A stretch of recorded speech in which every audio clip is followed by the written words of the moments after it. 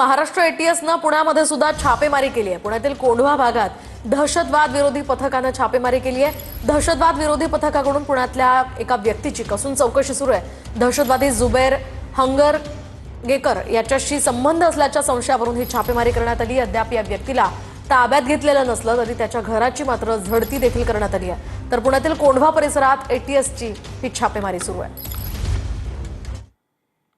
दिल्लीमध्ये झालेल्या स्फोटानंतर देशभरातील प्रमुख शहरांमध्ये हाय अलर्ट आहे आणि एटीएस कडून महाराष्ट्र एटीएस कडून विविध शहरांमध्ये छापेमारी केली जाते। खरं तर पुणे शहरातील जो एटीएसच्या रडारवर असणारा मुख्य भाग आहे तो कोंढवा परिसर असतो आणि हे सगळी दिल्लीतील घटना झाल्यानंतर महाराष्ट्र एटीएसने कोंढवा परिसरात एका घरामध्ये छापेमारी केल्याची माहिती समजते आणि या छापेमारीमध्ये एका व्यक्तीची चौकशी केल्याचं देखील समजते। या व्यक्तीकडून काही लॅपटॉप असतील, मोबाईल असतील किंवा इलेक्ट्रॉनिक गॅजेट जे आहेत ते जप्त करण्यात आलेले आहे आणि त्याचं अनालिसिस करण्यासाठी खरं तर पाठवण्यात आलेलं आहे। गेल्या 2 महिन्यात एटीएस कडून जवळपास 3 ते 4 वेळा कोंढवा परिसरात ही कारवाई करण्यात आलेली आहे आणि दिल्लीमध्ये झालेल्या स्फोटानंतर या कारवाईला आता वेग आल्याचं आपल्याला पाहायला मिळतंय।